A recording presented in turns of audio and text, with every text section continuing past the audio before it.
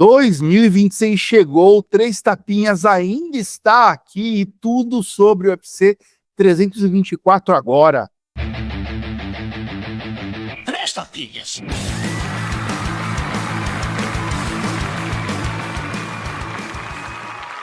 Cavaleiros e brutamontes, donzelas e desdonzeladas, eu sou Fabiano Rampaz e ainda estou aqui. Ainda estamos aqui.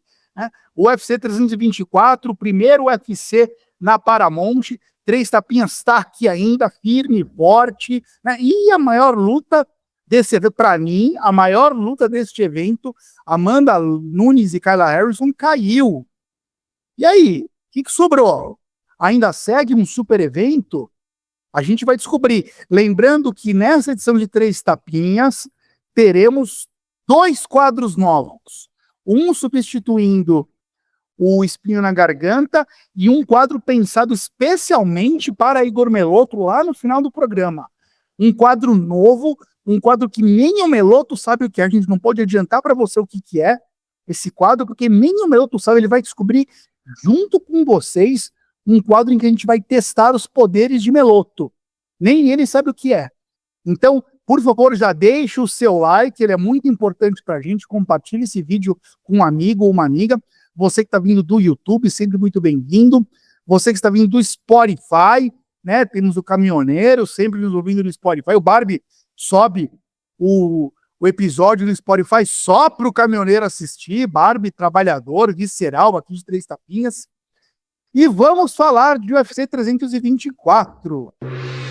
Olha, a gente sempre iniciou aqui o Três Tapinhas, né, nos últimos anos, com o Espinho na Garganta. Estamos fazendo testes, mudando, precisamos chacoalhar este podcast em 2026. Então, derrubamos o Espinho na Garganta e entramos com um novo quadro aqui, chamado de Mito ou Verdade. Eu trago uma sentença, Meloto e Barbie vão dizer se isso é mito ou se isso é uma verdade. A sentença que eu trago é a seguinte: meus queridos Meloto e Barbie, que nem apareceram aqui ainda, mas vão se auto-apresentar desta vez. Igor Meloto, do MMA Meloto, João Barbie, o Capitão Carisma. A sentença é a seguinte: Paddy Pimblett é um baita de um lutador, completamente subestimado pela mídia brasileira pacheca. Mito ou verdade? Quem toma a palavra?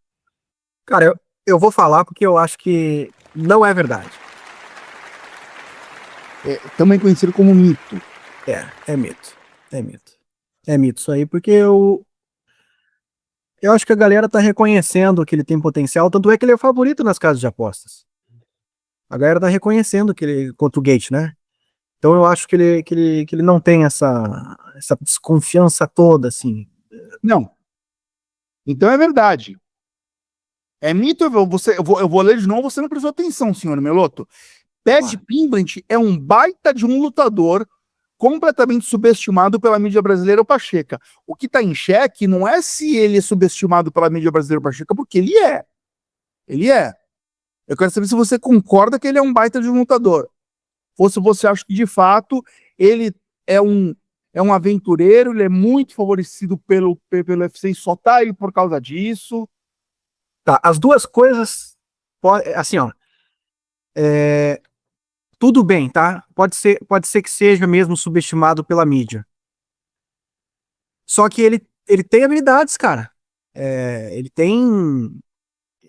não é um excelente lutador, mas ele tem habilidades ali. Enfim, eu acho que. Então deixa eu ver se eu entendi. Aliás, senhoras e senhores, olá. Aqui vos fala seu capitão. Mas deixa eu ver se eu entendi. O Meloto tá falando que o Pimblett, ele é subestimado, mas ele ainda assim é melhor do que a mídia dá crédito a ele. Ele não é esse nível. Barbie, Paddy Pimblett é um baita de um lutador. Mito ou verdade? Explica aqui o que a gente tá falando. Baita de um lutador. Eu acho que ele não tá numa posição justa. em relação às habilidades dele, em relação aos caras que ele venceu, mas por conta de um casamento bem estiloso aí, que eles fizeram um casamento de lutas, dele vencer o Michael Chandler com já mais idade e pegar agora o Justin Gaethje, que também já tá no fim de carreira, ele pode se tornar campeão interino. De qualquer forma, isso aqui é uma coisa grande, né? Eu não acredito que ele venceria vários outros lutadores dentro da categoria. Não acho que ele venceria o Topuria, não acho que ele venceria o Charles, não acho que ele venceria o Tsarukian, não acho que ele venceria o Max Holloway. Esse aqui eu tenho certeza que ele não venceria.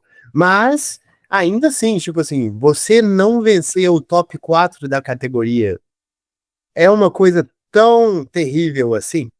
É meio que essa a minha pergunta. Não, a minha pergunta é se é mito ou verdade. Paddy Pimblett é um baita de um lutador, completamente subestimado pela mídia brasileira pacheca. Mito ou verdade? Eu acho que é mito. Eu acho que ele não é um baita de um lutador. Eu acho que ele é um bom lutador. Eu acho que ele tem habilidades. Eu acho que é um cara que tem um nível de chão muito bacana, que tá visivelmente se desenvolvendo, mas também acho que é um cara que se vale muito de atributos físicos que vão envelhecer mal, principalmente resistência a golpes. E eu não eu acho que o teto dele ali é bem claro. Ele é bom, mas ele não é tão bom assim. Ok. Meloto, Paddy Pimblett é um baita de um lutador, bem subestimado pela mídia brasileira. Mito ou verdade? É mais pra mito, tá? É mais pra mito. Porque é que nem tanto ao céu, nem tanto à terra, né? Mas eu sei que a gente tem que partir pra um lado. Porque ele não é grande coisa, mas ao mesmo tempo ele não é um pangaré. É isso. Eu acho que ele tem o suficiente para vencer o Gate. O Gates não é um grande lutador? É. Então, é nesse lugar que eu tô. Tá bom, eu discordo de vocês. Pra mim isso é uma verdade inconteste. Eu acho que o Paddy Pimblett um puta lutador, cara. Eu acho que ele tipo, melhorou muito na trocação, ele é muito visceral, ele entra na mente, ele tem a mente muito blindada, ele é muito confiante. Eu acho ele um baita lutador, pouquíssimo reconhecido por todos, que inclui vocês dois. Inclui vocês dois, que não sabem reconhecer o grande lutador que esse é. Então é isso. Igor Meloto e João Menegali Barbie se juntam a Laerte Viana, se juntam a Vingro Diretaço, se juntam a André Bittencourt, se juntam a Renato Rebelo, né? Todo mundo, ninguém tem hombridade para reconhecer o baita lutador que esse cara é. É isso.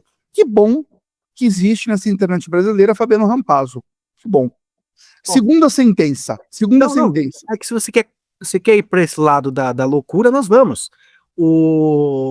Quem o Pimblett venceu, para tu afirmar isso, que ele é um baita de um lutador, ele precisa ter testes para isso. Quais Respondo. testes passou? Respondo. Ele Pois venceu todo mundo que colocaram na frente dele. Mas aí. Todo mundo. Todo mundo. Não era tu que dizia que ele não era para disputar o cinturão? Não, para. Vocês não sabem reconhecer o cara, um bom lutador, fica com nheco só por causa da franja da Gina, é a Gina do palito, fala muito, não sei o quê. Ele venceu todo mundo e colocaram na frente dele. Desculpa. O Zezinho da LFA, que tá invicto, também venceu todo mundo que tava na frente dele. Ah, mas ele não tá no LFA, ele tá no UFC. Pois é, mas ele não era nem pra estar disputando o cinturão. Isso é uma outra discussão. E o que já prova que não tá enfrentando quem é devido enfrentar. A pergunta não é, a sentença não era, Paddy Pimblett chegou na disputa de cinturão de maneira honesta. Não era essa a sentença. Isso seria mito. Isso eu concordo. A pergunta é, ele é um baita lutador. E ele é. Ele é. A nossa audiência não acha ele um baita de um lutador. Todo mundo aqui vai discordar de mim, né?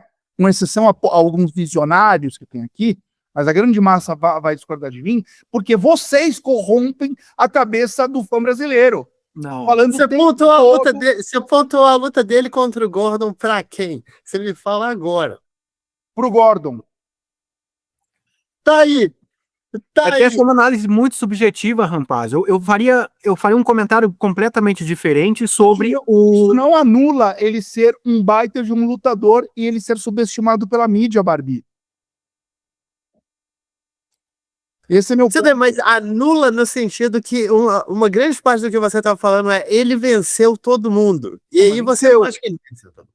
Mas venceu e assim, né? Era uma luta que tinha ali margem para pontuação do forçando um pouco, Eu compreendo, eu compreendo. do Pimblet.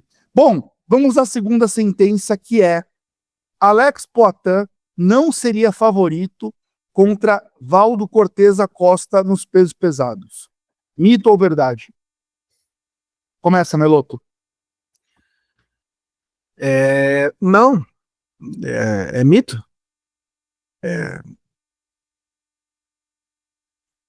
Para mim ele seria favorito. Para mim ele seria favorito. E venceria. Venceria. Valdo Cortez Acosta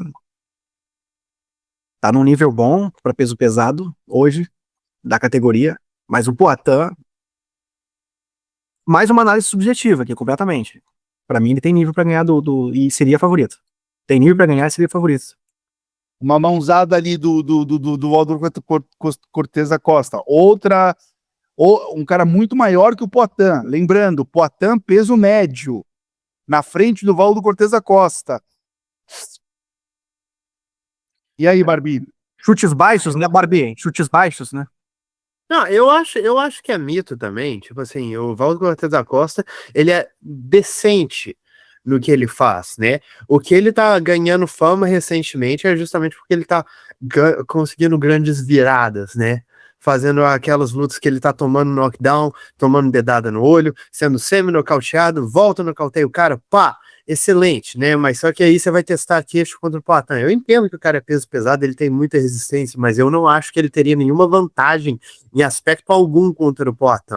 E ele, cara, mas o Poitin é muito grande. Tipo assim, eu não peguei os dados aqui, mas teria uma diferença significativa de altura e envergadura em relação a eles. Alguém aí faz a pesquisa rapidamente, porque, claro, o Poitin teria que ganhar peso, mas, cara, ele é gigantesco. Ele subiu para os meio pesados e a impressão que a gente fica é como que esse cara já competiu nos médios, sabe? Ele nem parece um meio pesado um médio que subiu. Você pega, por exemplo, é como o caso do Strickland, que já competiu no meio médio e hoje você fica assim, isso nem fazia sentido, esse cara é absolutamente peso médio, igual o Poitin é absolutamente peso meio pesado. Alguém conferiu os dados aí ou vocês estão só de vagabundagem? Não, por que você não foi atrás, né? Para começar aqui, você que tá Isso, o seu capitão não obedece ordens desse sujos mundo do Meloto, sabe? O cara quer os dados, o que a gente vai atrás, não sei nem o que pesquisar aqui. Se o Poitin é zebra contra o Valdo Cortez Acosta, imagina contra o Tom Aspinall, fico pensando, né? Não existe essa luta, então, né? Então, pra mim, o Poitin, algum peso pesado, ele tem que partir de algum nível de peso pesado que ele tem que vencer. Não, mas o Poitin tem uma aura, o Poitin tem crédito, o Poitin tem fãs pelo mundo inteiro, ele tem capital político, social e midiático para conseguir a luta que ele quiser, né? Sim, sim. E aí eu acho que ele tem nível, sim, pra bater qualquer peso pesado. E contra o Cortez Acosta.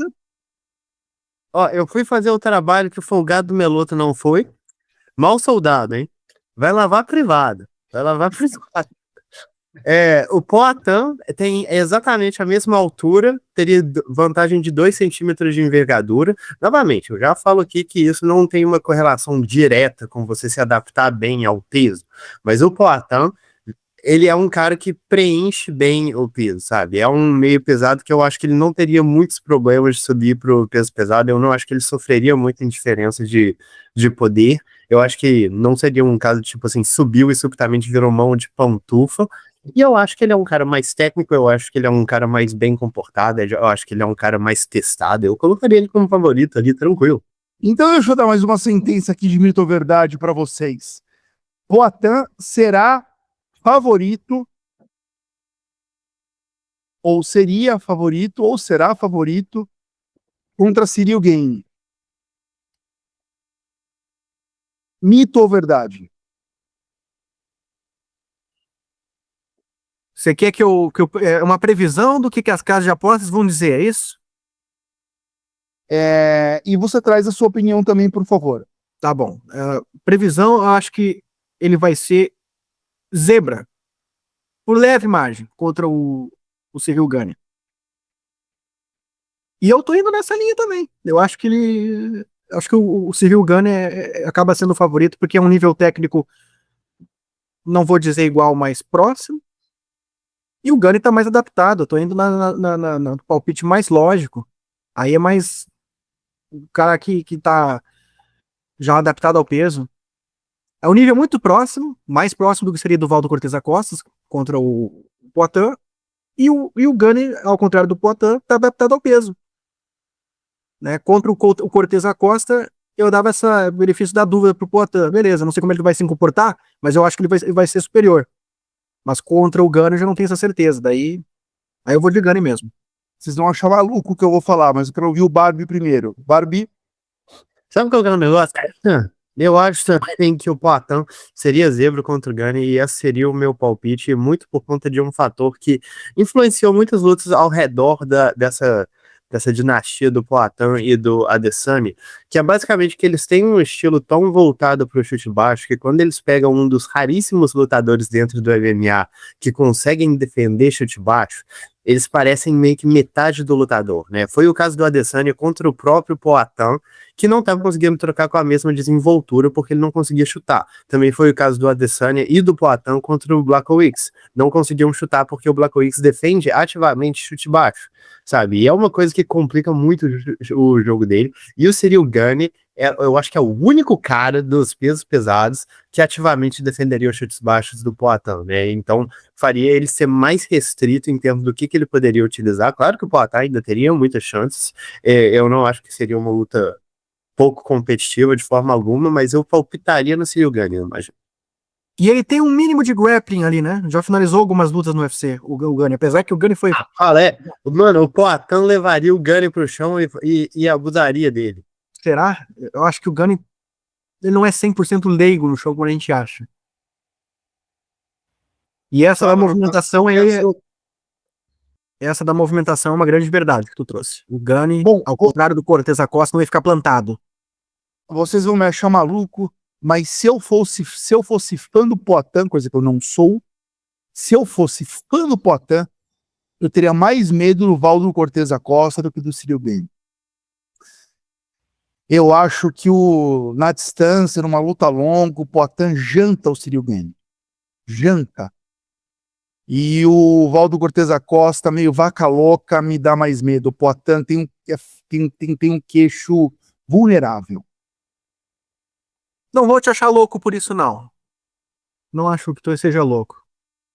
Mas eu discordo porque eu acho que o Gane pode equilibrar mais tecnicamente essa luta e teria, ao meu ver, a vantagem no jogo de solo. Por ser um pouco mais... me parece que ele tem mais armas para finalizar essa luta no chão. Nessa possível luta, é uma luta possível, Poitin e Cyril Gane, meu palpite estaria no Poitin. Bom, vamos seguir para o primeiro Rampazzo Reage de 2026. Rampazzo Reage? Pessoal, eu selecionei, li todos os comentários que foram feitos no último vídeo de 3 tapinhas, em que a gente abriu as verdades da nossa cozinha interna aqui. Estamos ainda aguardando um editor para render e substituir Igor Melotto. Mandem e-mail, 3tapinhas@gmail.com, e selecionei um comentário, mas quero apenas fazer uma menção honrosa para o príncipe deste canal, o príncipe de Maquiavel, Pablo Fernandes, que fez uma longa e generosa e bonita resenha para a gente. Menção honrosa feita. Vamos ao comentário de Dagobertinho Santa Maria, Rio Grande do Sul. É ele. Opa, rapaziada medonha, aqui é o seu caminhoneiro preferido. É ele, Barbie. É ele, Melotto, é o nosso caminhona. Sei que ando meio ausente aqui no YouTube, mas no Spotify continuo acompanhando vocês. O Barbie, é o Barbie. Quem fala que o Barbie não trabalha, o Barbie trabalha. É o Barbie que sobe no nosso podcast no Spotify, ele sobe para você, meu caminhoneiro. Tchê, só olho o UFC NNA porque gosto muito, mas sobre o canal desse segmento, vocês são os únicos que eu acompanho. Vocês não podem acabar mesmo. São minha companhia nas quintas-feiras na estrada. Estarei junto sempre com vocês, meus amigos. Cara, grande beijo no Dagobertinho, o homem da boleia, o gaúcho deste canal. Obrigado, você sempre lembrado aqui por nós com muito carinho, uma audiência mais do que qualificada. E bora falar de novo, meu caminhoneiro, vamos então entender o que vai acontecer neste UFC 324. Pad Pimblet, vírgula, o subestimado contra Justin Gaethje. Eu, Rampazzo, estou dando uma nota de corte para este evento, 7. Eu acho que a nota de corte caiu muito com a queda da luta da Amanda contra aquela Harrison.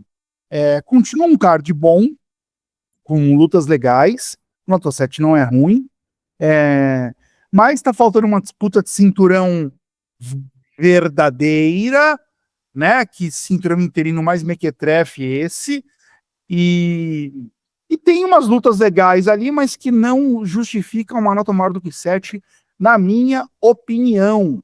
Quero saber do senhor Igor Melotto, que horas começa este evento? Qual a primeira luta deste evento? Lembrando que o Melotto vai ser aqui um reles apresentador. Quem vai comentar as lutas agora é o Bate. Tem que trabalhar. Já não basta subir vídeos no Spotify para o caminhoneiro. Barbie ainda foi estudar a fundo cada uma das lutas. Vai lá, Barbie. Vai lá, Melotto.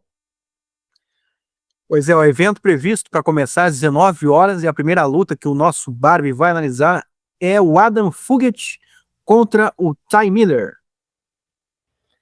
Bom, Adam Fugitt, nessa altura de campeonato, a gente já meio que enxerga o teto dele com facilidade, e ele vai ser o cara que, assim, ele vai vencer lutadores que não deveriam estar no evento, então por isso ele é um oponente perfeito para um cara como o Ty Miller, que tá vindo do contender, e é o grande favorito para essa luta, e o meu palpite também tá indo nele. Acredito que vai ser uma luta majoritariamente transcorrida na trocação, onde a gente enxerga o Ty Miller como mais técnico, com melhores mãos, melhores chutes baixos, e imagino que ele domine essa luta sem grandes problemas. Não acho que o Fugitt tem muita coisa a oferecer aqui. Eu acho que o nível dele não é o nível do evento. Ele tá se mantendo, como eu falei, lutando contra lutadores que não deveriam estar lá. Quando ele pega lutadores de mais nível, ele tem 5 lutas dentro do evento, são 3 derrotas, 2 vitórias. E as derrotas dele foram contra Islam Dulatov, Mike Malou e Michel Morales, que são lutadores de mais nível, são lutadores bons, são lutadores que deveriam estar no UFC e passaram um caminhão em cima dele. É o que eu espero que o Ty Miller faça. É isso aí. E depois a gente vai ter o Rick Turcios contra o Cameron Smotherman.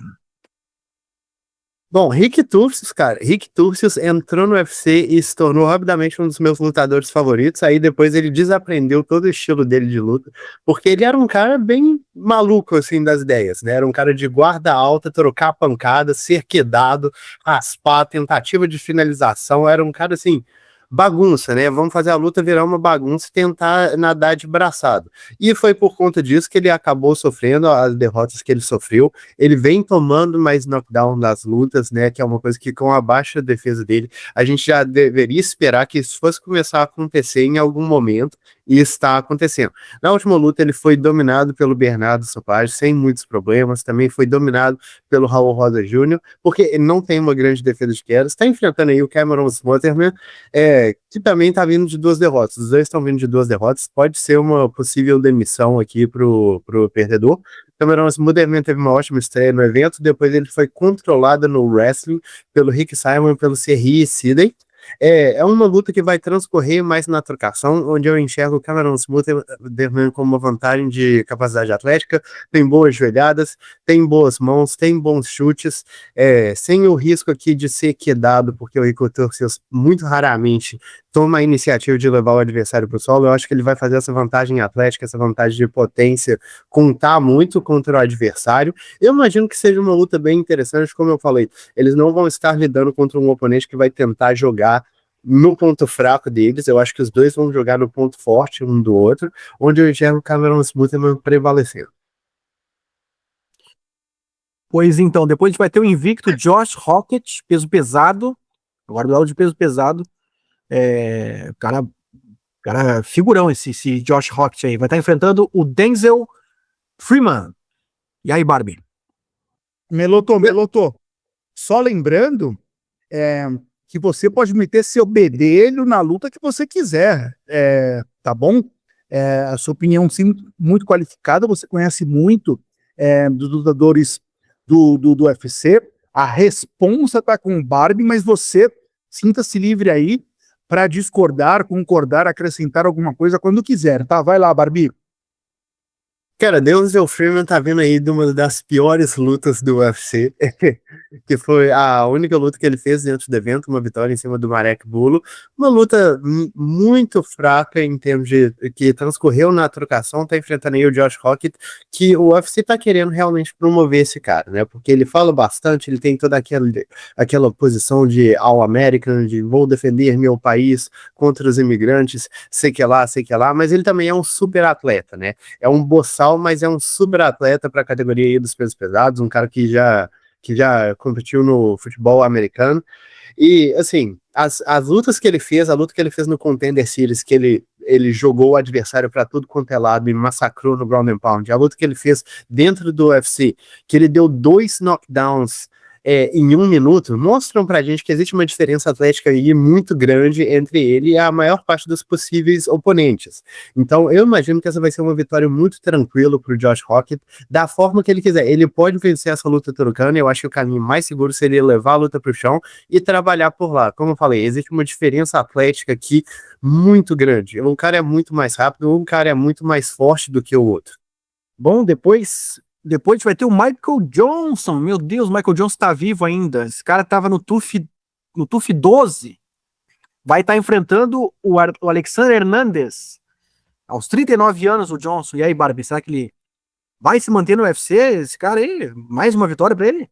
Cara, Michael Johnson, tanto Michael Johnson quanto o Alexander Hernandes tendo uma ressurgência aí na carreira, né? Um vindo de 3 vitórias consecutivas, o outro vindo de 4. Inclusive, o Michael Johnson, eu achei que ele perderia a última luta contra o Daniel Del Huber. Teve uma performance veteraníssima. É um cara que, assim, canhoto, utilizou muito bem os jabs no corpo, utilizou boas combinações, sempre teve mãos muito rápidas. É um cara que a gente sempre considerou que quando ele está focado, quando ele está, assim, determinado a vencer a luta, ele é uma ameaça para qualquer um, mas sempre foi muito inconstante, né? Enquanto o Alexander Hernandes é um cara que a gente sempre colocou ele como tendo capacidades atléticas incríveis e sempre pecando em alguma coisa na técnica, sabe? Ele sempre pareceu médio em tudo, mas não bom em nada. E tá vindo aí de 4 vitórias, incluindo 2 nocautes nas últimas 2 lutas contra o Chase Hooper, contra o Diego Ferreira. Essa é uma luta que eu acho que o aspecto veteraníssimo aqui do Michael Johnson pode contar muito, porque ele tá enfrentando um adversário que se perde um pouco em questões técnicas, sabe? Ele se perde um pouco em disputas que se prolongam, acaba deixando elas serem mais disputadas do que deveriam, disputas disputadas. Parabéns a todos os envolvidos. Enfim, o que eu acho que vai acontecer nessa luta, o Alexander Hernandez vai ter uma certa vantagem aqui em termos de força física, mas ele não vai ter facilidade de colocar essa luta para baixo. A não ser que ele acerte uma bomba, coloque o Michael Johnson para dormir com velocidade aqui. Eu vejo que o Michael Johnson com uma certa vantagem em termos de trocação. Acredito que ele seja o mais técnico entre os dois. Acredito que ele consiga dominar a distância e tô apostando nele. Tô apostando nele para essa luta, Michael Johnson. Michael Johnson revitalizou a carreira, né, nas últimas lutas dele aí, com 3 vitórias seguidas. As 2 antes ali até não eram tão fora da curva, mas a última contra o Zé Huber, essa eu não estava esperando tanto. E depois a gente vai ter o Alex Perez contra o Charles Johnson, 2 pesos moscas de elite aí. O Charles Johnson que já ganhou do atual campeão, Joshua Van, do UFC. E aí, Barbie, quem vence essa? Cara, Charles Johnson é um desses caras que, assim, ele luta, não sobe muito de posição, não desce muito de posição também. O Alex Perez tá vindo de 2 derrotas consecutivas. A derrota dele contra o Aswal Mambayev, vale constar, eu tava pontuando a luta pra ele, achei que ele tava indo muitíssimo bem. Foi pego numa finalização ali no terceiro round, mas é aquela coisa que, assim, ele é um lutador melhor do que a sequência dele deixa indicado, né? Porque ele tá vindo com 5 derrotas nas últimas 6 lutas. É muita coisa, mas ele só perdeu para os melhores lutadores da categoria e ele foi competitivo contra a maioria deles. Contra o Mokaev ele foi competitivo, contra o Tatsuro Taira ele foi competitivo, contra o Almabayev ele foi competitivo. Vai enfrentar aí o Charles Johnson, que, como você bem falou, Melo, tem até uma vitória em cima do atual campeão e tá vindo de uma vitória contra o super prospecto Lonir Kavanagh. Essa é uma luta que, assim, é um confronto estilístico, um pouco o Alex Perez sendo mais wrestler daqui e o Charles Johnson sendo mais trocador. Eu enxergo um certo favoritismo aqui pro Charles Johnson. Eu acho que é a capacidade dele de controlar o ritmo da luta, a capacidade dele de se levantar quando quedado, de não se deixar ser estabilizado, de conseguir trocar numa frequência mais alta, um ritmo mais alto, em melhores distâncias. Os bons uppercuts dele, eu acho que vão ser o diferencial para essa luta contra o Pérez. O Pérez é bom trocador, não acho que está no mesmo nível, então eu tô apostando aqui no Charles Johnson para essa luta. Esse foi o palpite do Barbie, uma primeira luta entre ranqueados do card, envolvendo Charles Johnson, que é o único homem que venceu o Joshua Van na carreira do Van. E a luta seguinte é entre o Nikita Krylov, ranqueado nos meio pesados, 13º, contra o Modestas Bukalkas. E aí, Barbie?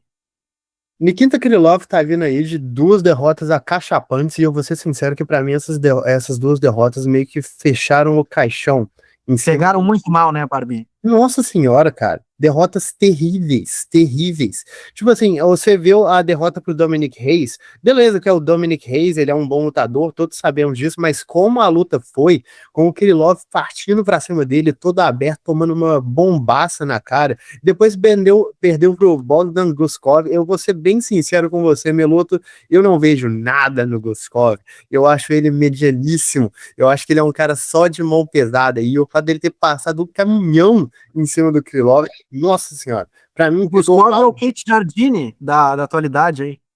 eu acho que é uma comparação bem válida, inclusive. É aquele cara que, assim, É isso aí, é o Jardine. ele dá lutas complicadas pra galera. Não, não O Jardine ganhou do Liddell, não estava mais no auge, óbvio, mas ninguém esperava que o Jardine fosse ganhar do Liddell, do Chuck Liddell na época. Cara, essa é uma comparação muito boa. É uma comparação muito boa. Mas que assim, é isso. O Krylov no seu auge tinha uma boa trocação, tinha um bom wrestling, um bom senso de distância, ótimos chutes. E agora ele parece ter perdido o senso de distância, ele parece ter perdido o senso de estratégia. Do outro lado tem uma dessas Bukalkas, que eu vou dizer assim, que pra mérito do Krylov, não mérito do Krylov. Ainda bem pro Krylov que o Bukauskas não é exatamente um cara nocauteador. Os nocautes que ele teve dentro do UFC, contra o Rafael Cerqueira, contra o Paul Craig, foram contra caras que normalmente são nocauteados. Mas, em geral, quando ele enfrentou oponentes em lutas mais longas, ele teve mais que controlar a luta na distância. É um cara que tem combinações curtas, bem efetivo no quesito. E eu imagino, na verdade, que essa vai ser uma luta mais transgredida nesse sentido, que o Bukalski vai tentar controlar a distância, vai tentar trabalhar essas combinações. Eu acho que o Krylov vai parecer melhor do que ele está nessa luta, justamente porque ele está lidando com um cara que dá tempo para ele, que dá distância, que dá oportunidade. Se o Krylov colocar o wrestling para jogo, pode ser que ele consiga até uma vitória, mas o meu palpite está indo firme no Bukauskas aqui, questão de momento, questão de últimas performances. Eu acho que o Bukauskas está se achando mais como lutador nessa segunda oportunidade aí dentro do evento. E o Krylov, cara, eu honestamente acho que o Krylov já largou de mão. Eu acho que ele já largou de mão mesmo. E eu acho que é possível que a gente comece a ver ele perder para uns caras que não tem absolutamente nada a ver. Meu palpite está indo no Modesta Bukauskas. Ô Meloto, para efeito de palpitar no canal Contra Golpe, você discordou de algum palpite do Barbie até aqui? Não que eu lembre, não. Ah, eu também não. Segue lá, Melo. Qual a próxima luta? E nessa também acho que ninguém vai discordar. A Teba Gautier, promessa dos Camarões, o peso médio, enfrentando o Andrei Pulhaev. E aí, Barbie? Mulher bem essa- escolhida, né, Barbie? Pois é, essa aí era aquela luta que, assim, né, é uma das maiores promessas do UFC. E é claro que existe muita coisa que a gente não sabe do Gauthier, a gente não sabe como que ele lidaria com uma luta mais prolongada, mas, tipo assim, poder de nocaute aqui tá sendo uma coisa tão absurda, todas as lutas dele estão sendo definidas em instantes, com muita violência, todos os adversários que ele pegou pareceram bobos na frente dele, e a ideia é que o Pulyaev, ele é mais trocador. A última luta dele, que ele venceu contra o Nick Klein, ele venceu um oponente que estava completamente exausto no segundo round, mas o Pulyaev foi dominado nesse primeiro round, sabe? Ele foi massacrado não massacrado, né? Ele foi jogado no chão e foi controlado lá sem muitos problemas. Antes disso, ele tomou um cacete do Christian Leroy Duncan, uma das lutas de maior desnível que eu me lembro de ter visto naquela época, porque o Christian Leroy Duncan parecia que, assim, você sente isso às vezes quando você faz sparring com um cara que simplesmente tá num outro nível, que é assim, eu não consigo fazer nada contra esse cara, eu não consigo lutar. Mas é muito raro você ver isso a uma luta de UFC, sabe? E foi isso que eu vi nessa última luta do Pulyaev contra o Christian Leroy Duncan, e é meio que essa a minha expectativa, sabe? Se o Gauthier quiser ir pelo caminho mais simples, eu acredito que ele tenha o wrestling, ele tenha condições de travar essa luta no chão sem muitos problemas, trabalhar um bom ground and pound ali, mas eu acho que mesmo na trocação ele deve sair com a vantagem, conseguir um nocaute ali sem grandes problemas. O palpite tem que ir nele. O Gautier, mais um daqueles casos de fenômenos que eu olho e o cara é beneficiado, assim, pela genética. 23 anos só um cara desse. E o poder que esse cara tem de nocaute, aberração. E a dúvida pra mim é se essa luta vai passar no primeiro round, porque as 3 que ele fez no UFC terminaram no primeiro round. Feio, vamos que vamos ver. O próximo confronto, aí, olha, baita luta, hein? O Marlon Magomedov e Davidson Figueiredo. E aqui entra a grande dúvida da galera, né? Por que o Mar é tão favorito nas casas de apostas? 1-9, 1-10 em algumas casas aqui. É tudo isso mesmo de favoritismo, Barbie, pro Marlon Magomedov? Eu já falei aqui que, pra mim, odds de MMA é uma coisa que não compensa mais, é uma coisa que já tá completamente esmagada, né? Porque, claro, o Mário é muito favorito, ele deveria ser muito favorito. Eu acho que o Daiko, nessa altura do campeonato, ele tem muito que lutar como veterano, no sentido que ele tem que lutar meio que controlando o ritmo da luta, controlando a progressão dela.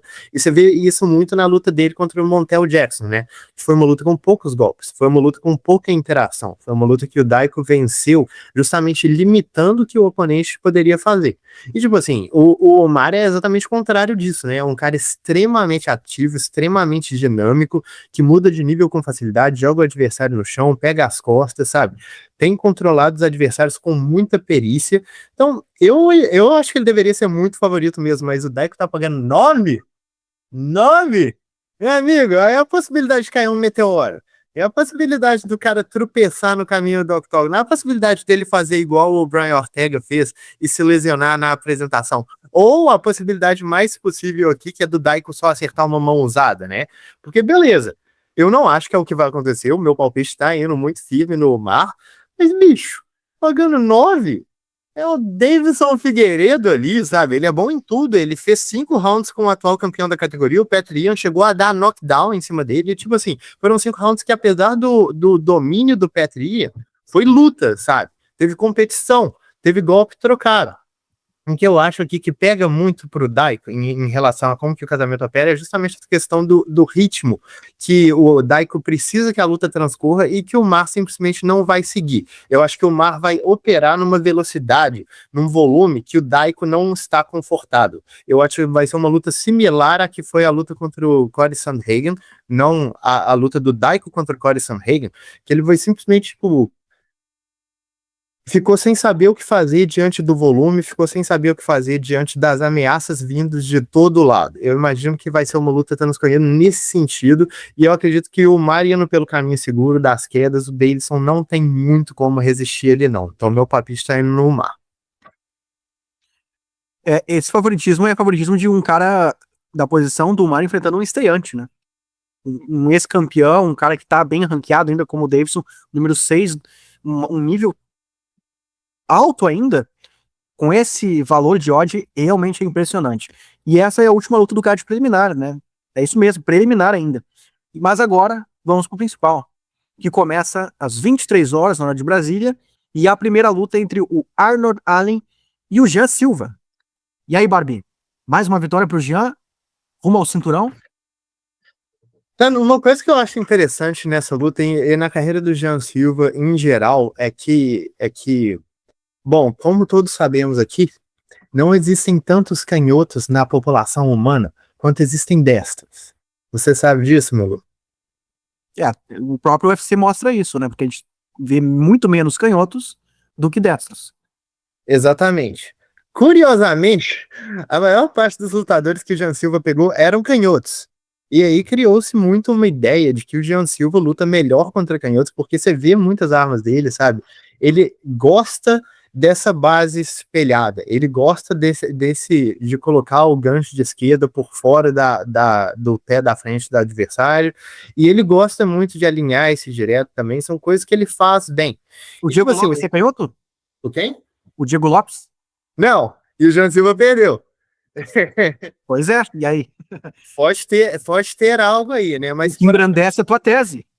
pois é, Drew Dober era canhoto, Bagdasarian era canhoto, Valerros, ele operou como canhoto uma parte da luta, apesar que ele consegue lutar muito bem das duas Então, bases. vocês canhotos, aprenda a lutar com a base destra. Contra o Se vocês Jean querem nascer o Jean Silva, esse pode ser o caminho. Mas, cara, eu gosto muito do Arnold Allen, acho ele um boxeador muito técnico, acho que ele tem bons chutes baixos, eu gosto da forma que ele trabalha os chutes baixos com a perna da frente, especialmente, considerando que ele tá normalmente em base espelhada, ele trabalha o chute baixo já criando um ângulo para fora da base do adversário para trabalhar essas combinações de boxe, mas eu acho que existe uma diferença aqui de dinâmica, né, porque a questão do Jean Silva é que ele ainda me parece um super-homem, sabe? E eu acho que essa luta do Diego Lopes, mesmo que ele tenha saído com a derrota, eu acho que foi uma luta que deixou isso até mais claro, né? Porque o cara tomou um atraso visceral ali no primeiro round, tomou um ground and pound avassalador, levantou e começou a dar uma surra no Diego, né? Não aparentou cansaço, não aparentou nada, além de, tipo assim, raiva. Ele parecia bravo com o cara, e existem muitas falhas naquela questão, naquela performance, obviamente, também, que ele saiu com a derrota justamente porque o cara não parou 2 momentos para pensar no que ele estava sabendo, mas aquela ali, eu acho que a gente até comentou isso no podcast, que aquela ali foi mais próximo que eu já vi no UFC de uma luta de super-humanos, porque eram 2 caras que estavam abusando ao máximo do fato que o físico deles permitia eles fazerem coisas que humanos normais não conseguem. Uma luta Tipo, que precisa acontecer de novo. Cara, as escapadas que o Jean Silva tava fazendo no chão e o que o Diego Lopes tolerou em pé, aquilo ali foram coisas que eu nunca vi igual, sabe? E eu acho que o Jean Silva, a não ser que ele tenha sentido muito no psicológico o golpe dessa luta, eu acho que se ele entrar com a confiança redobrada e entrar nessas trocações, porque existe também uma escola que acha que o Jean Silva só entra na mãozada, não é, galera.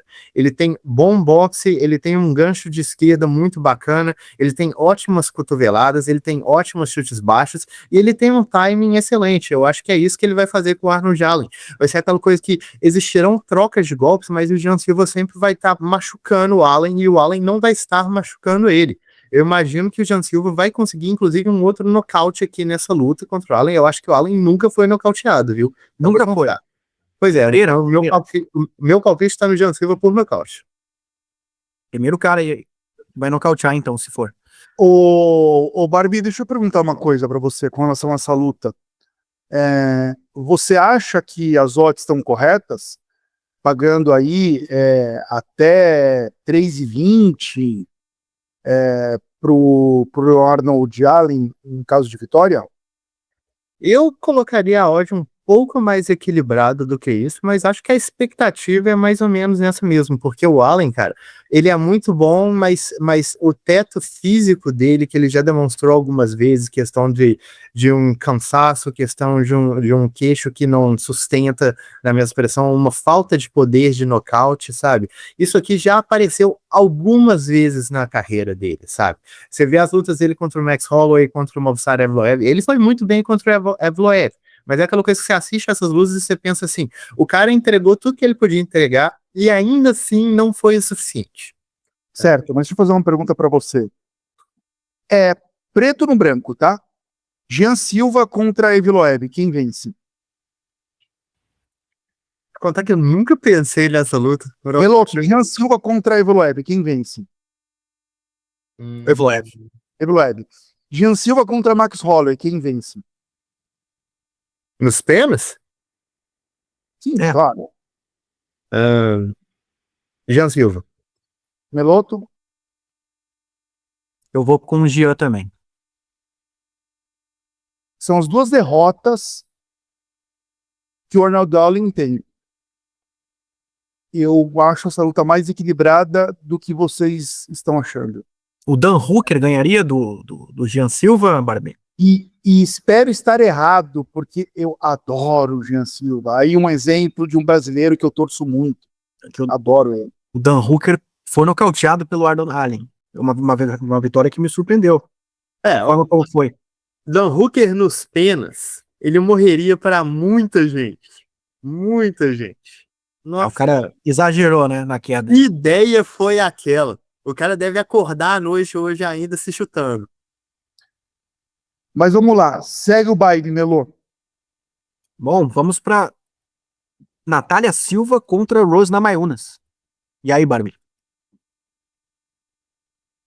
Essa é uma luta interessante para a Natália, porque existem poucas lutadoras no MMA feminino que vão ter uma movimentação do nível da Rose. E, tipo assim, até o momento, todas as lutas da Natália tiveram uma dinâmica muito similar, no sentido que ela chutou a adversária até a adversária começar a perseguir ela pelo octógono. Aí ela pode usar sua movimentação lateral, ela pode usar seus contragolpes, ela pode usar também seus chutes para dominar a distância. E, tipo assim, o fato dela conseguir fazer isso contra todo mundo, cara, é uma coisa muito impressionante. Especialmente contra a Alexa Grasso. A Alexa Grasso é boa, cara. Ela tem um bom boxe, ela tem boas mãos, ela tem boas fintas. Agora o desafio vai ser um pouco diferente, justamente por ser um adversário que ela é mais dinâmica em termos de movimentação, em termos de fintar com a movimentação, sabe? De entrar e sair com mais velocidade. Eu acho que a Rose Namajunas ainda tá na categoria errada. Eu acho que ela não rende nos moscas igual ela rendia nos palhas. Acho que ela perdeu muito da vantagem que ela tinha. E imagino, inclusive, que o jogo para Rose, mesmo que eu tenha falado toda essa questão da movimentação, ela ainda vai ter uma desvantagem de altura e envergadura bem grande, e a Natália não é uma lutadora fraca fisicamente, ela é bem forte. Eu acho que a Rose precisaria ir de uma queda, precisaria pontuar dessa forma.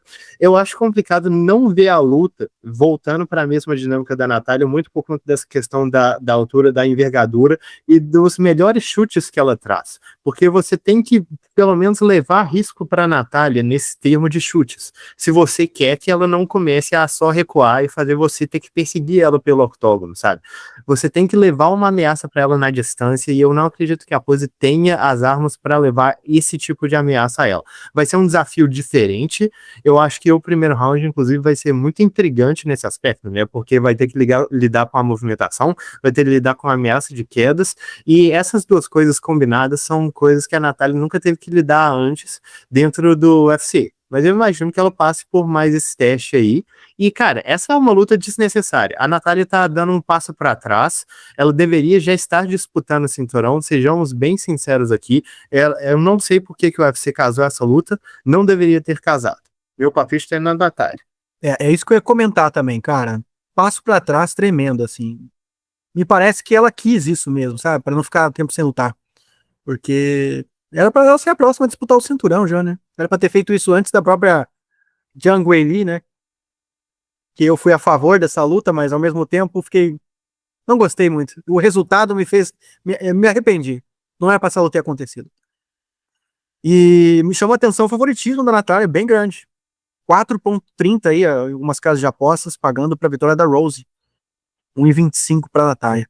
Esse eu acho que é um favoritismo meio desnivelado. Esse eu acho que não tá levando em conta o casamento estilístico e as ameaças únicas que a Rose leva pra Natália em questão de casamento de luta. É isso aí. Bom, depois a gente vai ter então o Valdo Cortez Acosta, que já chegou a ser assunto nesse podcast, enfrentando o Derrick Lewis. Número 5 contra o número 8 dos pesos pesados. E aí, Barbie, quem vence? Essa é uma luta meio meme, né? Eu acho que essa é uma luta um pouco pra ver, tipo assim, o Valdo Cortez da Costa, que já tolerou tanta pancada nos pesos pesados, ele enfrentou o Sergei Pavlovich, e mesmo que ele tenha perdido, ele perdeu na decisão de um cara que é um dos melhores nocauteadores que existem no planeta atualmente. Será que ele consegue fazer a mesma coisa contra o cara que tem o maior número de nocautes na história do UFC? Eu acho realmente que essa é uma luta meio meme nesse aspecto, sabe? O Valdo Cortes da Costa, o que ele tem de diferencial pra mim na categoria dos pesados é cardio, além do queixo, porque o queixo dele é extremamente forte, mas ele é um dos poucos pesados que consegue lutar 3 rounds e manter um bom nível ali. É, a trocação dele não é exatamente técnica, mas também não é a trocação do Derrick Lewis, né? Essa é uma luta que fica na trocação, tipo assim. E uma coisa também é que criou-se uma imagem um pouco falsa do Valdo Cortes da Costa nessas últimas 2 lutas dele ser um nocauteador. Ele era criticado na primeira sequência de vitórias que ele teve no UFC, na primeira grande sequência que ele teve antes de perder para o Pavlovich. Ele era criticado justamente por ser um peso pesado que não conseguia nocautear ninguém. É, eram os comentários a respeito dele, sabe? É um cara que tem um certo poder de wrestling e luta contra o Derrick Lewis é sempre aquela coisa. O adversário vai dominar até morrer, sabe? O adversário vai sair bem até subitamente não estar se saindo bem. E por conta disso, o palpite aqui é praticamente loteria, porque a gente tá falando também de um cara do Valdo Cortes da Costa, que eu não acho que ele tenha a capacidade técnica realmente de lidar com essa luta de uma forma segura. Ele vai ter que se meter no olho do furacão, ele vai ter que entrar em trocações mais curtas, porque esse é o modo que ele luta, essa é a maneira que ele luta. Eu não acho que ele tem o wrestling para controlar o Derrick Lewis no chão, se o Lewis quiser explodir. Então eu imagino que essa luta fique mais na trocação. E eu tô até pensando aqui em fazer um palpite no azarão e colocar uma moeda no Derrick Lewis, né? Sendo bem sincero com vocês. Você comentou o negócio do Derrick Lewis ser o maior nocauteador da história do UFC, né? Isso é verdade, ele tem 16 nocautes em primeiro lugar aí.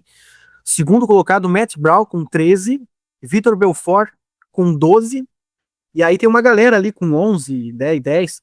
Só que o que me chama a atenção é que somente um cara que tá no plantel atual do UFC, que tá ali com 11 pra cima pra alcançar o Derrick Lewis, que é o Max Holloway, que tá com 11. Ou seja, dificilmente vai alcançar, o Derrick Lewis vai reinar por anos com esse recorde, o que mostra que pra mim não é um recorde que não, assim, ele diz muito sobre o poder do nocaute do cara, mas você botar isso como, esse aqui é o maior de todos os tempos, talvez por causa disso, né, não é uma coisa tão relevante, né, o cara consegue ter esse recorde aí, vencendo pelo volume, né, conseguindo pelo volume mesmo de lutas. Chegou numa disputa de cinturão, né, contra o Cormier. Foi o ápice da carreira esportiva do Lewis. Agora, Meloto, eu discordo do palpite do Barbie, hein? Para efeito de palpitando no canal Contra-Golpe aí, o meu palpite está indo no Valdo Cortez da Costa. E você? Sim, o meu também. Eu vou de Valdo Cortez da Costa pela vulnerabilidade que o Lewis mostrou em algumas lutas, que ele foi nocauteado.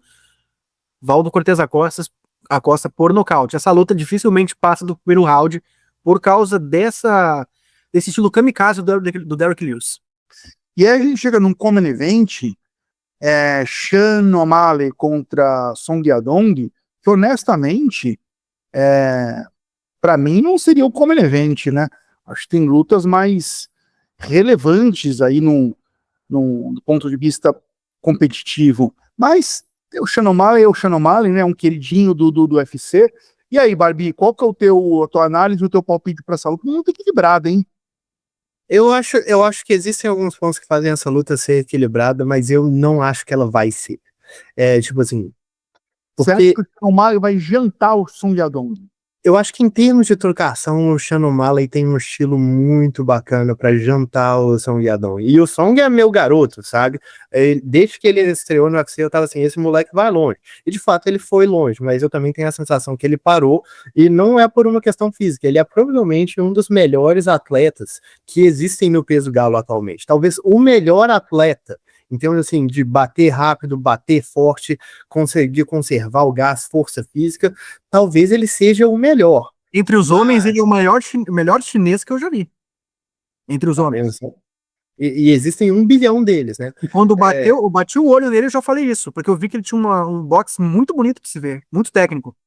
Eu gosto do boxe dele em questão da trocação na curta distância. Ele tem ótimos uppercuts, ele tem bons overhands, ele tem bons ganchos de esquerda.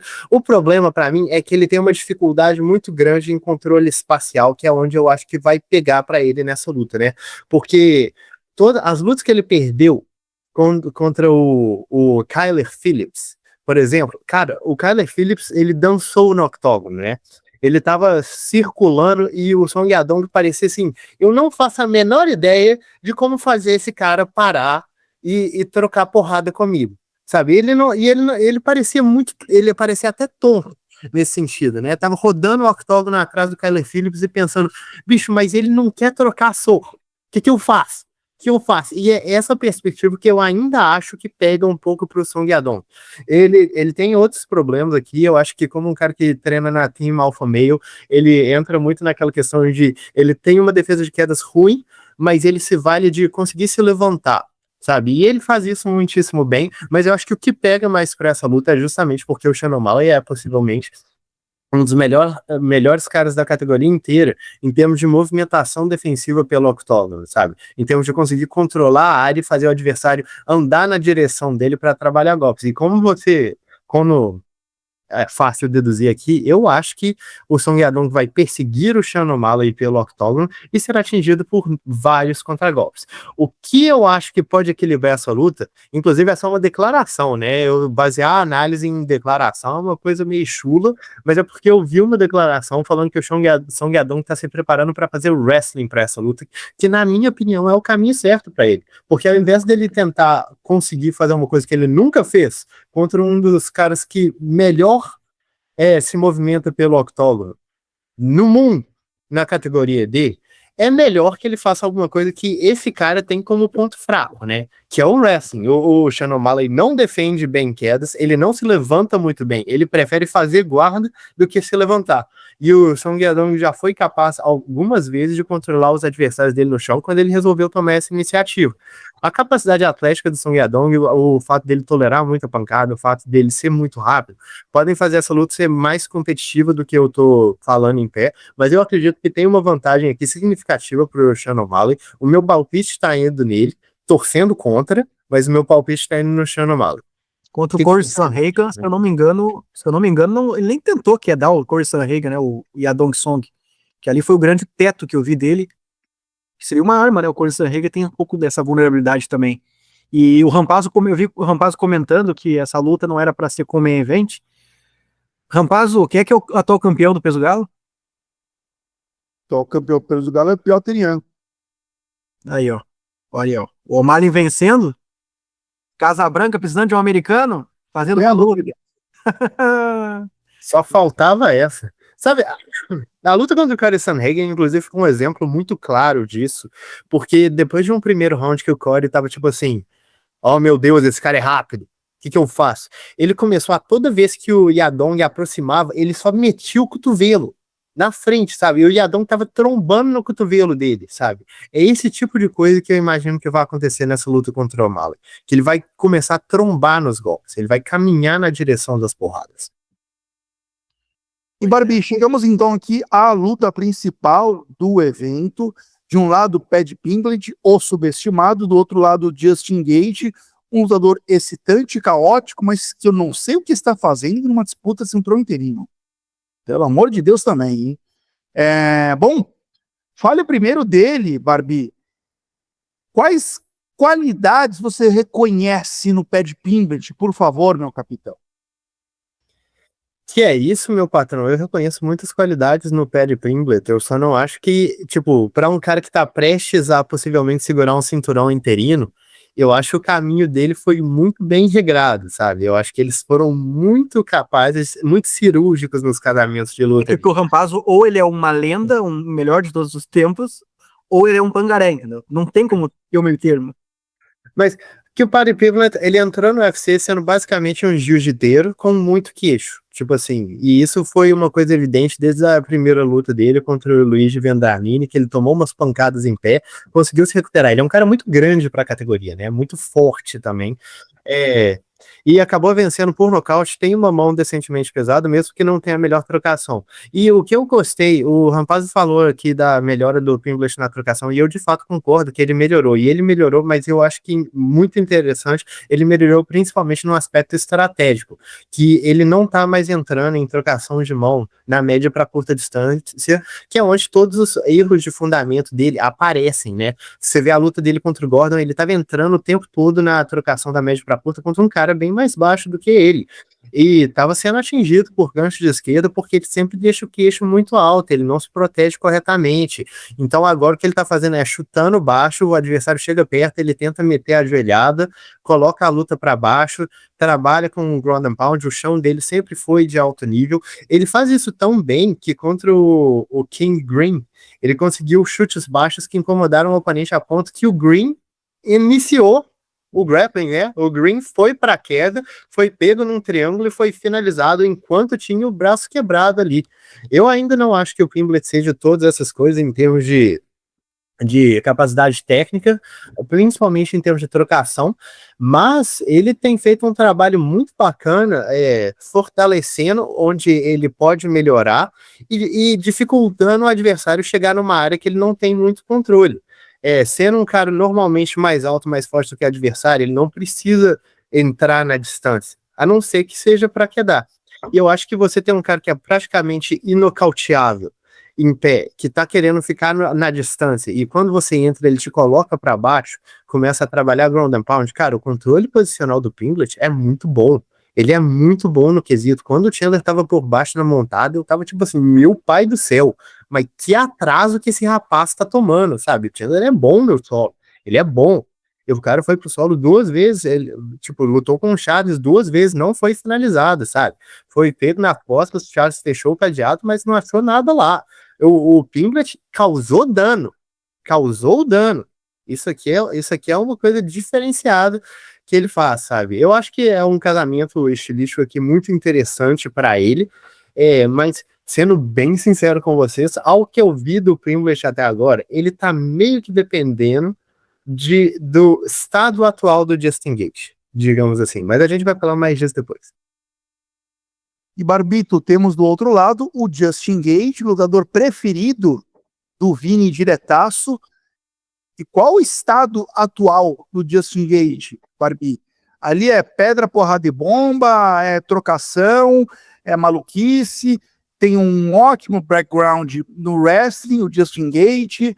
Isso vai ser suficiente para parar as quedas e as tentativas de grappling do pé de Pimblett. Como que você imagina o Gaethje se comportando nessa luta, Barbie? Cara, Gaethje, bom, existem motivos para o Gaethje ser o lutador favorito de muita gente. Eu tava até olhando aqui o retrospecto dele desde a estreia dele no UFC. Existiram 2 lutas apenas que ele não ganhou nenhum prêmio da noite. Mas também existiram 2 lutas que ele ganhou 2 prêmios da noite, né, que foi o prêmio de melhor luta e o prêmio de melhor performance. Então o cara tem um prêmio para cada luta que ele fez. É uma coisa insana, sabe? É uma coisa fenomenal, é uma coisa como se diz? Sem precedente. Sem precedentes. Muito obrigado, meu querido colega Igor Melo. Futuro Hall da Fama, eu acho, de Justin Gaethje, cara. Futuro Hall da... Merece. Com certeza, com certeza.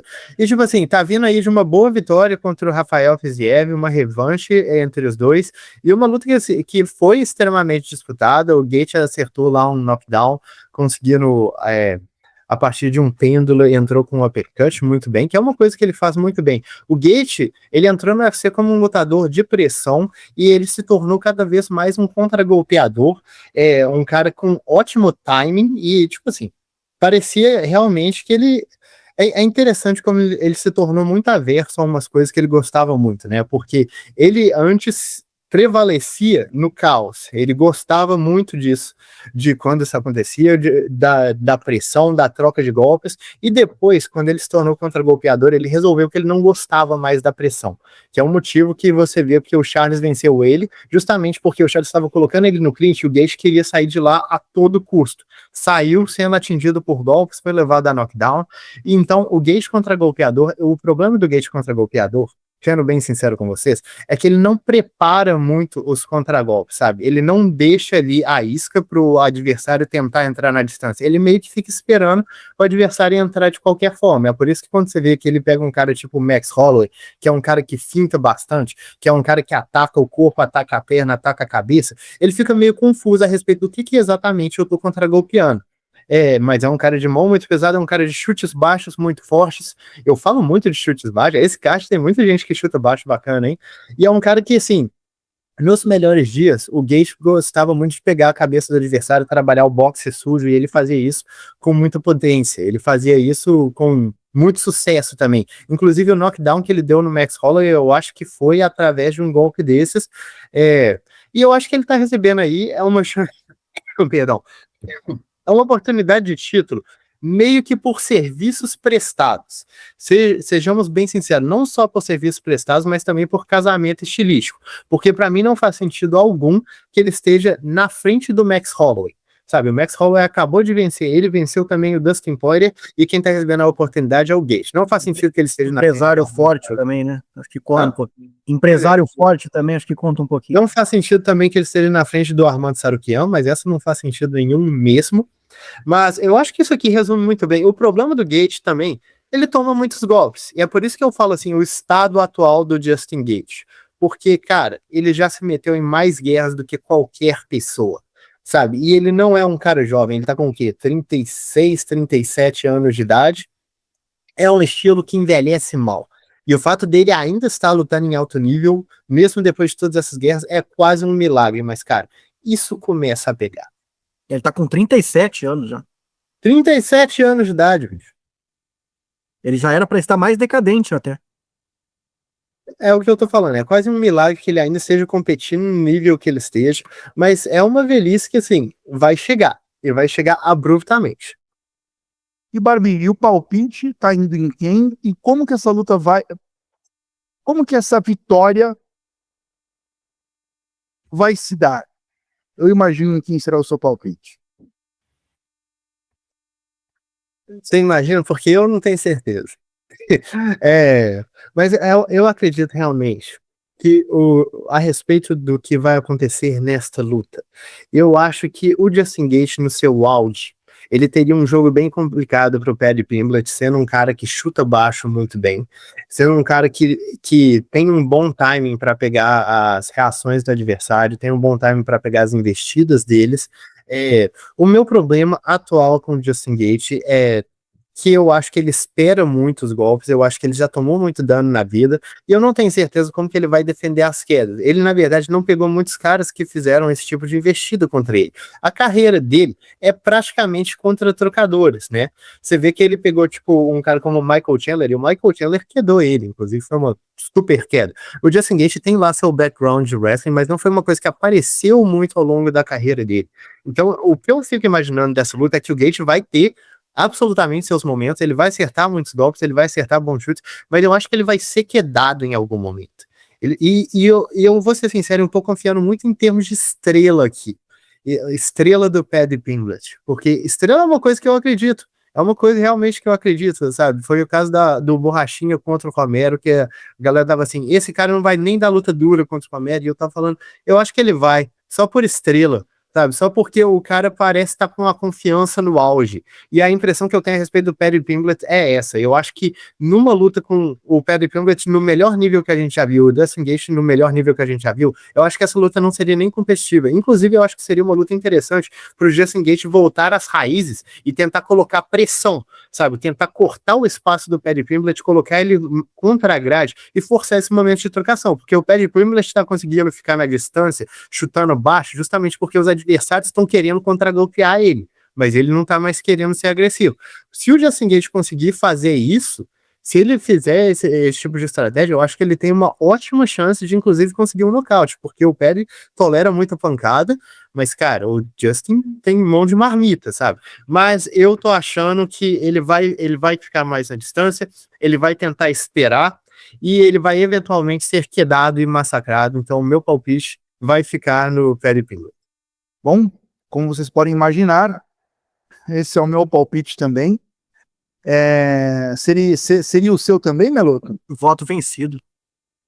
Você iria de Justin Gate? Eu iria de Justin Gate, cara. Embora os dois palpites estão ping-pongueando na minha cabeça, mas o Justin Gate eu acho que ele não decaiu tanto ainda para perder pro Perry Pimblett, que vai dar um salto agora de nível. O Perry Pimblett nunca enfrentou alguém do nível que o Justin Gate se encontra, pelo menos na minha opinião.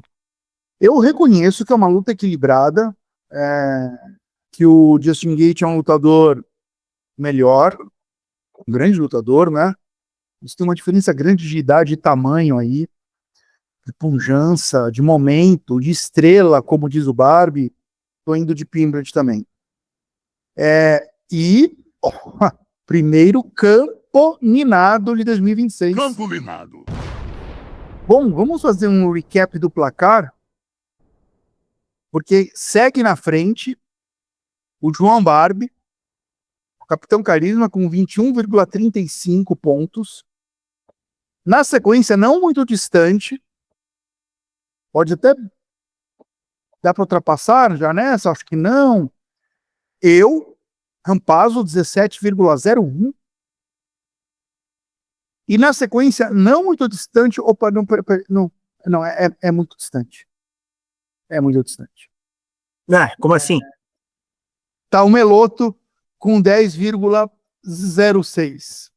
21 Barbie, 17 Rampa, 10 Meloto. Dá pra alcançar ainda tranquilo, o ano é longo, Vai de Daico, vai de Davidson Figueiredo, Meloto. Olha lá, hein? Dá pra mim passar, se você acertar e eu errar. Mas o meu palpite neste campo minado, eu estou indo de Rose Namajunas, vencendo a Natália Silva, pagando 4. Acho que vai acontecer? Não. Acho que a Natália vence. Mas essa odd de 4 eu achei também um tanto quanto exagerada e estou indo nessa. Qual o seu palpite, Meloto? Bom, eu vou de Justin Gate vencendo o Perry Pimblett, tá pagando 2,75. Se estivesse pagando 1,20, talvez eu iria também. Não, também não, né? Mas eu acho que o Gate vence mesmo. Essa eu tô confiante no meu palpite. Confiante que eu digo, tô mais pro lado do Gate do que do Pimblett. Parabéns, Meloto. Se você acertar, você vai de 10 para 11. Vai mudar muita coisa. Parabéns, Meloto, pela escolha. E você, Barbitz, tá indo do quê? Eu estou indo para distanciar, para dar a volta em todos os meus concorrentes. Eu estou indo de Davidson Figueiredo, pagando 9 contra o Marlon Magomedov. Editor, corta essa merda. Eu estou indo de Davidson Figueiredo contra o Marlon Magomedov. Você consegue ver o suor na testa dos meus oponentes, você consegue ver o olhar de preocupação, porque agora eu só tô, tipo assim, dando volta, eu só tô dando volta. E era para ser a escolha do Meloto, e o animal escolhe Justin Gate para pagar. Mano. Cara, tem muito quer, nada tem. Então, assim, ó, vocês vão patinar. Podem ter certeza. Querem com essa estratégia de pegar quem tá pagando bastante? Continue. Você vê como que a filosofia dele muda semana por semana, né? Em 2025 eu sou um homem renovado, sou um homem com diferentes visões, no ano. conceitos Até mais errou apurados. esse cara.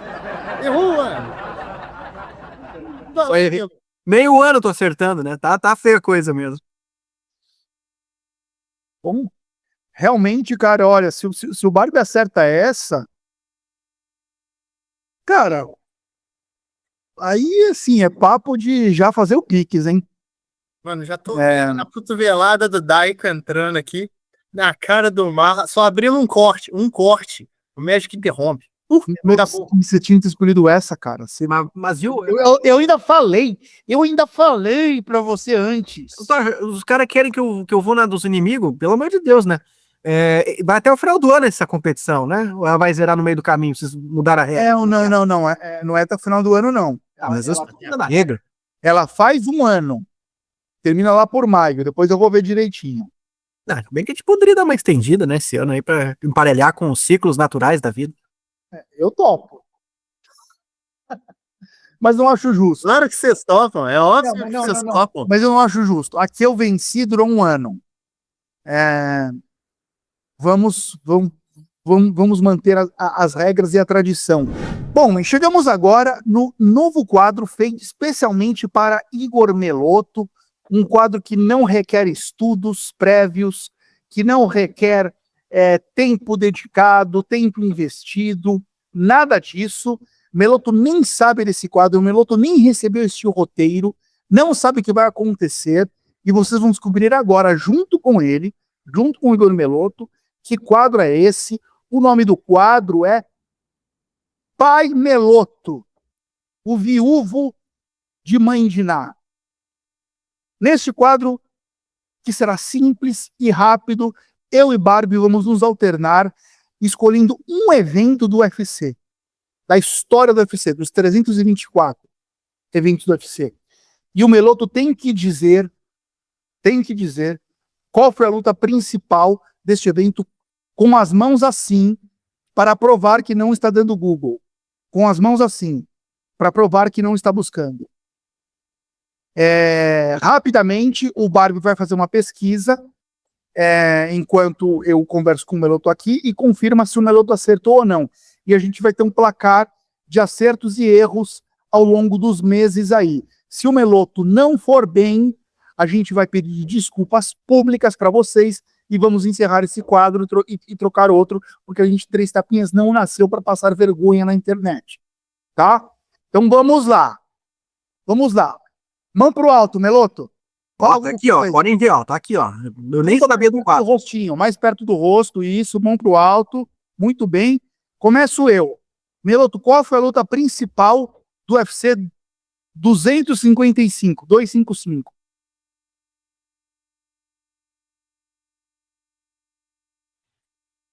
Barbie, já pesquisa aí. Olha, eu não lembro, mas eu vou dar um chute aqui com base nas minhas. Os seus espíritos. Tá, vou falar então.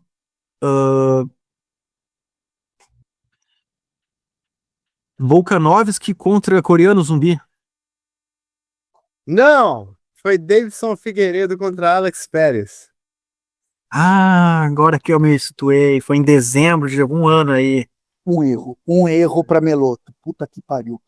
Então, Meloto, Vai lá, qual foi a Barbie. luta principal? Agora sou eu que pergunto. Qual foi a luta principal do UFC 134?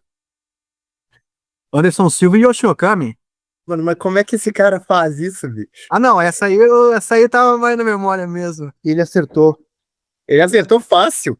Essa aí tava mais na memória mesmo. Essa aí foi o UFC Rio, pô, o UFC Rio 1. Quantas vezes eu escrevi isso? Meloto, mão pro alto. Mão pro alto, Vai. sempre. Vamos lá. Meloto, qual a luta principal do UFC 12? Meu Deus. Bom, minha mão tá no alto já. Ah, não é o bichão mesmo? Eu não era nem nascido, cara. Bom, o Royce Gracie já não tava mais, ou tava. De repente ele fez mais uma lutinha ali. Mark Coleman e Dan Severn. Chutei. Não é possível! Não é possível! Que Sério? isso, bicho? Sério? Acertei? Primeira Acertou? disputa de cinturão da história do UFC. Super Que pesado. isso, bicho? Olha que desgraçado, cara. Eu sabia que essa luta ocorreu, só não sabia o número, mas era por ali. Milagre. O cara é milagre. Pô, meu cartão tá positivo então, aí 2-1. Oi, Meloto. Ó, Luta principal do UFC 187, por favor. 187. Era pra ser John Jones contra Anthony Johnson, ou foi Anthony Johnson contra Daniel Cormier? O cara fala até o histórico da luta, esse vagabundo. Essa aí também não lembro, pô. Não lembro. Mas enfim, 3-1 meu cartel, hein? 3-1.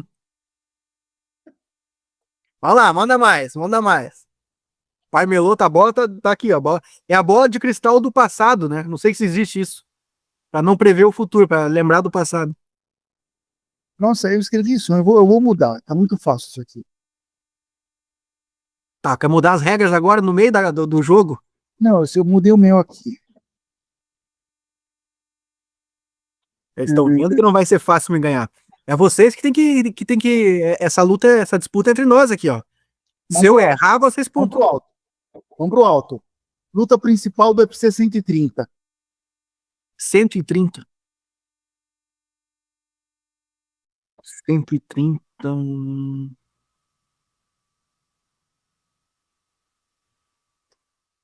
Eu sei do 129 e sei do 131.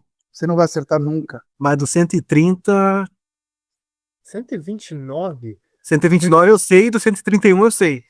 Só do 129 130. foi o Kami contra. 129 foi o Stampierre contra o Jake Shields.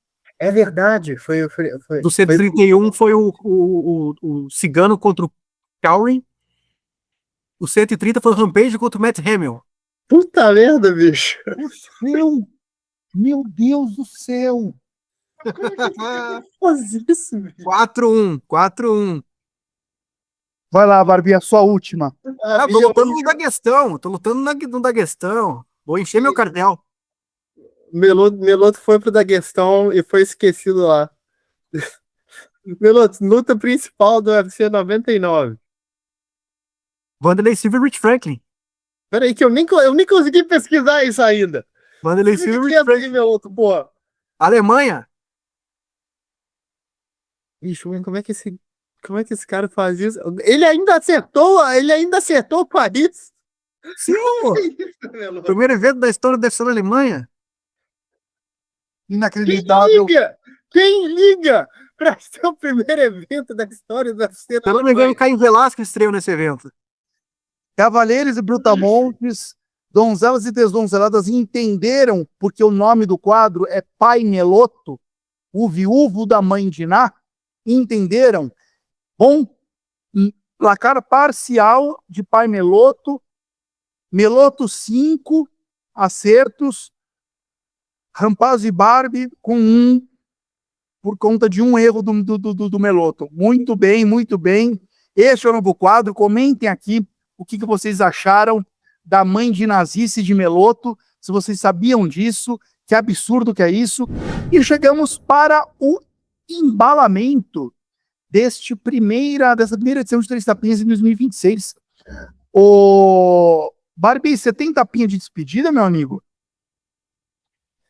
Nessa altura do campeonato, eu vou dizer que não.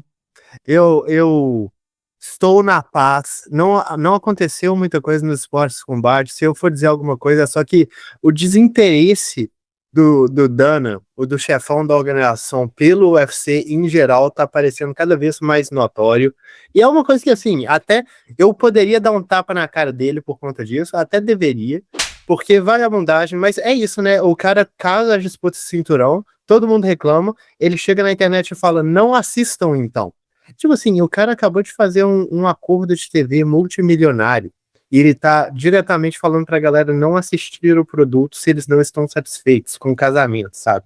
Acho que é impressionante o tanto que esse cara não se importa mais com o produto. E, honestamente, 2025 foi um ano terrível pro UFC, pro nível de eventos que a gente estava assistindo, e eu não tenho muita expectativa que 2026 seja muito melhor.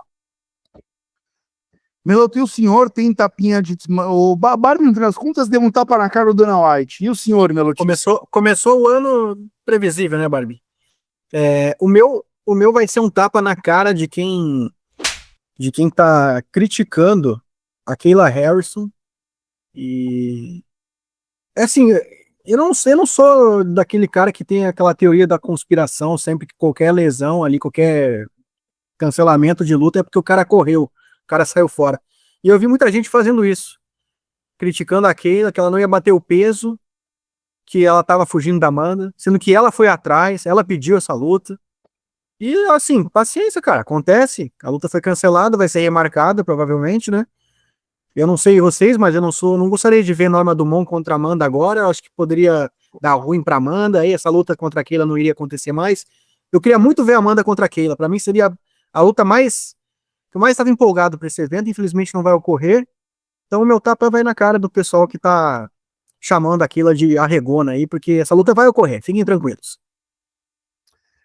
Olha só, eu vou dar um tapa nas costas do Dana White, porque tudo é uma questão de prisma, tudo é uma questão de ponto de vista.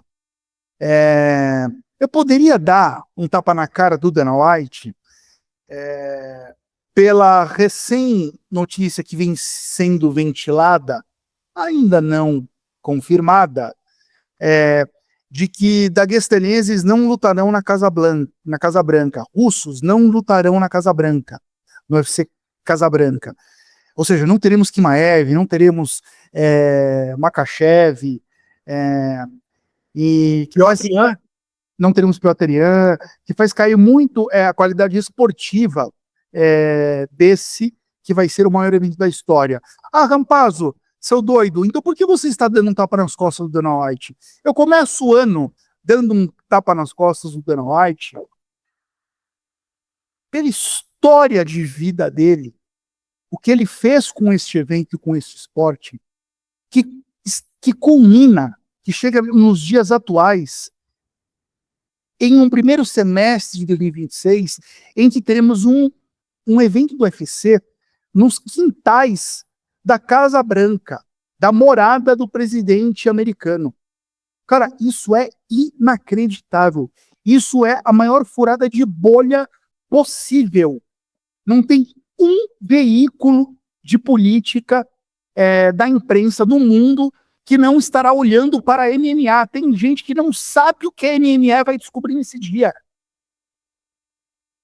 É inacreditável o que o Dana White, o que o UFC conseguiu fazer. Esse evento não é fake news, esse evento vai acontecer. Isso é impensável. Se você voltasse uns anos atrás, seria uma coisa impensável. Eu duvidei quando anunciaram pela primeira vez. Todo mundo sabe aqui da minha ojeriza a essa administração atual dos Estados Unidos, Donald Trump. Todo mundo sabe da minha ojeriza. Uma coisa, outra coisa. Esse evento estar acontecendo nos Estados Unidos, junto com o presidente, chancelando, dentro da casa dele, um mega evento. Cara, isso é incrível. Isso é incrível. Parabéns, Dana White. Obrigado. Pra gente que gosta desse esporte, obrigado. É isso. Ele tem muito crédito, né? A gente critica, mas ele tem muito crédito. Pô. É isso, Meloto. Bom, bem-vindos a... Um bando de empregados do UFC neste podcast e seu capitão te trazendo a verdade. Seu capitão está aqui para levar vocês pelo bom caminho, soldados. Sigam o seu capitão. Um ingrato. Se não fosse o Dana White, nem a alcunha Capitão Carisma existiria. Cavaleiros e Brutamontes, donzelas e desdonzeladas, até quinta-feira que vem. Nós estamos aqui ainda, hein? Por favor, deixe seu comentário, compartilhe esse vídeo com mais alguém e até lá. Presta, filhas.